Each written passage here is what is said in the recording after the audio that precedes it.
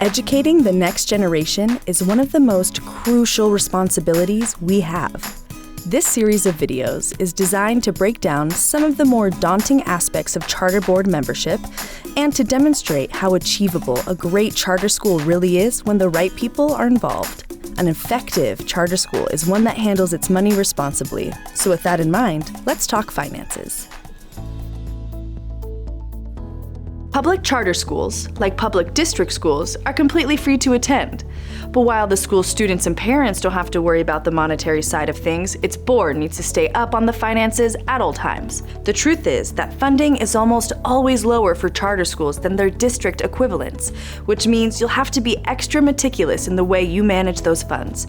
Teachers, staff, facilities, technology, they all cost money, and they're all essential for a quality education. Because of this, financial management and the savvy allocation of dollars are some of the most important responsibilities of any charter school board.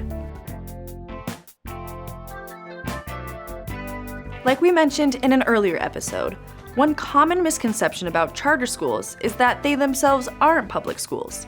They are. The difference is, they also operate as nonprofit organizations. The amounts and types of funding a charter school receives from taxpayers vary from state to state, so it's important to check the actual regulations in your community. The requirements of the board, in terms of how they handle public dollars, can get complex, so let's break them down as simply as possible. The word charter refers to the actual contract granted by a governing body that allows a school to operate with the assistance of taxpayer funding. Charter schools themselves are allocated this funding through a system of metrics known as funding formula. It's oftentimes glamorized because you're like, wow, we're going in, we're helping kids, we're helping this community, but you are operating an organization. You need to understand what it means to employ people. You need to understand what it means to lease and operate buildings, facilities maintenance. You need to understand finances. The metrics from this formula are key numbers that you can focus on when evaluating financial information. One of the simplest of these metrics is a direct ratio of dollars per student per year. It's basic, but reveals a lot. Based on your individual state's formula, you can take your total funding and divide it by your total number of students. Then, you have an idea of how much you can afford to spend per kid. The more students your school can attract, the more tax dollars the state will give you to teach those students. I would say that's probably the top priority. So you set the budget at the onset of the year. You actually do it, you do it in May, June, and then the school year starts in August. A lot changes just even in that window. So your working budget will differ from your original budget. We tie where we are this month to where our end of the year goals. I would probably place that financial health and well-being at the top responsibility. You could be doing great academically. If you're not watching your numbers and understanding your lease agreements and how you're doing all those things, you could close. Once a school is fully enrolled with students, you should break even on what is provided by state, local, and federal revenue for that school. That is like the core that you want to design towards. If you build a model that is reliant on raising a certain amount of dollar for every student, there are a number of things that could change. And if some of that, the funding landscape changes, you want to ensure that you're still able to offer that high quality education to all students. Usually, funding is closely tied to enrollment, and charter renewal decisions are often heavily based on academic achievement. Because of this, charter school boards should operate as if there is even more pressure on them to ensure their students' academic success. A prestigious reputation is one of the most valuable assets a charter school can have, because it can truly make or break a school's enrollment. And a few students' worth of funds can have a huge effect on a school's overall budget. A charter school is always at risk of losing its charter if it can't financially justify its own existence.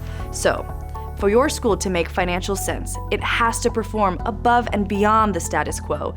It needs to excel. Like we mentioned, charter schools and district schools typically aren't on perfectly even footing when it comes to the tax dollars they receive. In fact, there will almost always be significant differences in funding between charter schools and district schools, and this can be for any number of reasons. Charters do not have taxing authority. They're not able to collect local taxes, which means that a charter will typically have a 10 to 20% less revenue than its neighboring district school. This makes a big difference, and it's why charters need to be really good at managing money. These differences can get even more complex when combined with the specific policies of the authorizing board in your state. In Idaho, for example, district schools have access to local tax dollars, while charter schools don't.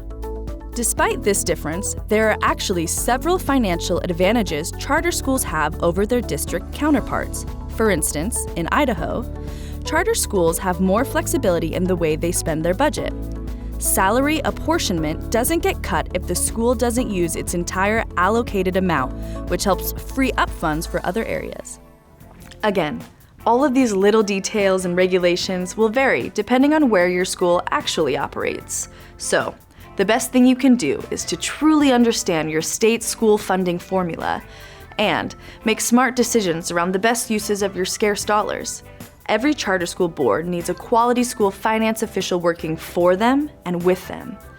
The main takeaway from these comparisons should be to understand just how important it is that a board pay close attention to their budgets and spending, and be willing to prioritize tough fiscal decisions. Ask yourself, what will have the greatest impact on the students? After the school's governance determines its expected funding, it's up to the board and the school's management to decide exactly how they want to go about spending those dollars. A certain amount on teachers, materials, food, student transportation, the list goes on. Essentially, your school's approved budget becomes the measuring stick for keeping track of your financial stability throughout the following year. It's also a public document, which means that taxpayers can review it at any time to see how their money is being spent. The budget and financial statements are also used by stakeholders, including lenders, to get a grasp on your school's finances. There are some key metrics contained in these budgets that are important for board members to understand, including expenses as a percentage of revenues, cash on hand, and cash flows. Basically, how much cash you have and when you have it.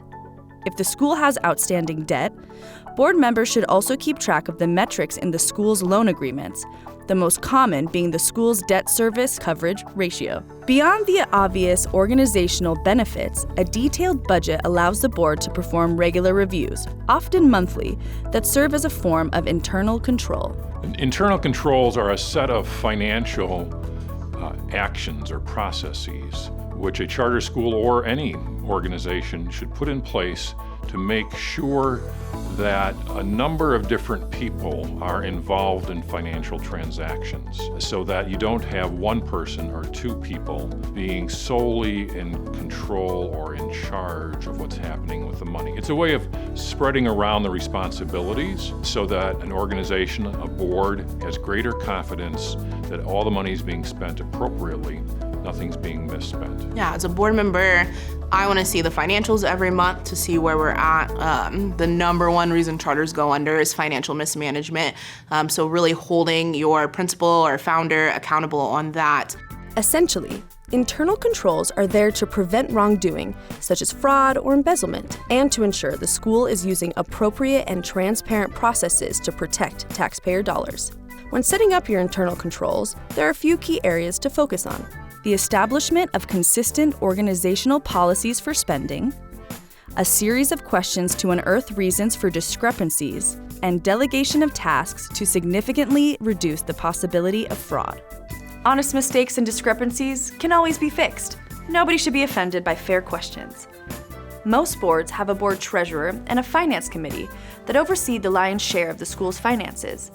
But beyond the finance team, it's also important that every member of the board have at least some degree of what we call financial literacy. The whole board doesn't have to be financial experts, but they should make sure they have experts who are guiding them. You're basically overseeing a small business, and that small business operates as a nonprofit and serves public school students. So it can be outside of the comfort zone of a lot of board members, and that's why the supports are there.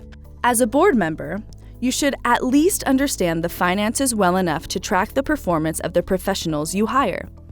Overall, The most important financial policy a charter board can have is a comprehensive understanding of its own finances and the rules and regulations that go along with managing them. So we highly recommend that there's some really decent financial folks on the board who understand the finances of the school, understand how the school is funded based on that, on your state's specific requirements. If your finances are in trouble, you're going to be in trouble with your authorizer. That's just a fact. And so it's just critical to make sure that that's being closely watched. While charter schools do run mainly on taxpayer funds, it's also fine for a school's board to bolster their finances in other ways too.